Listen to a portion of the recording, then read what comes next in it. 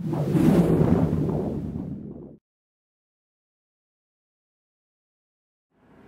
this is Dr. Art Bartolozzi, and I'd like to talk to you about a torn meniscus.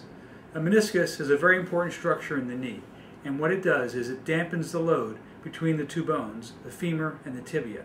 It's very common to have a torn meniscus.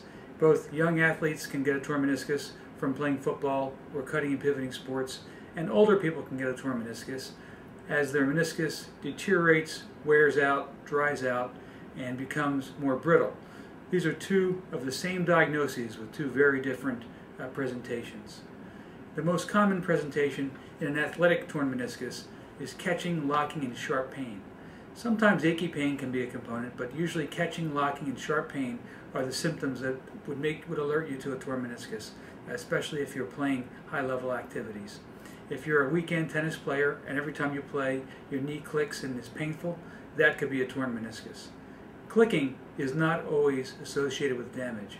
Normal knees can click, but clicking in pain is a concern. And the meniscus itself is a washer so that it dampens the load between the two bones. As the meniscus or washer tears, it can get stuck between the two bones and cause pain and swelling. If ignored, these symptoms can lead to damage to another type of cartilage in the knee called articular cartilage. And this is a coating like paint on the wall. If the meniscus tears the articular cartilage, then that's a serious problem. In the older patient with a torn meniscus, the pain usually is achy in nature, but can also be occasionally sharp. And in those patients, we don't normally treat achy pain with surgery. We treat achy pain with anti-inflammatory medication. Meniscus, as a mobile bearing, can move in and about the knee as the knee performs activities such as walking, climbing, or running. If you squat down very deeply, the meniscus can get caught between the femur and tibia and actually get stuck, resulting in a locked knee. And that is a surgical urgent problem. More commonly, however, as the meniscus fragments, a piece can get stuck and get caught, causing sharp pain intermittently and irregularly.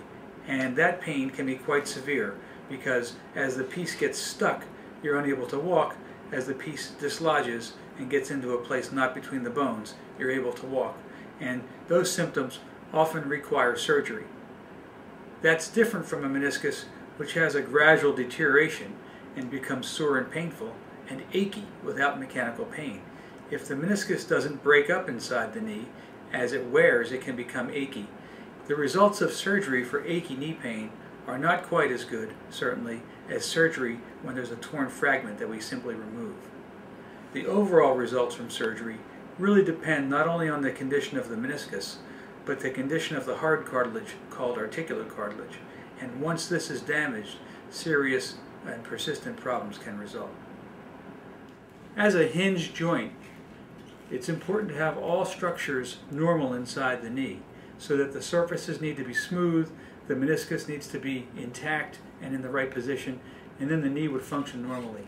And when these surfaces are damaged, the kneecap surface, the femoral condyle surface, or the surfaces adjacent to the meniscus are damaged, the knee can have pain even after the torn fragments are removed.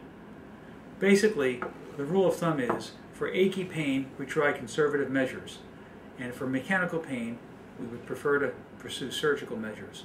So the initial treatment for an achy knee pain would be, there are 5 choices for treatment of the knee: anti-inflammatory medication, injections, bracing, therapy, and finally surgery.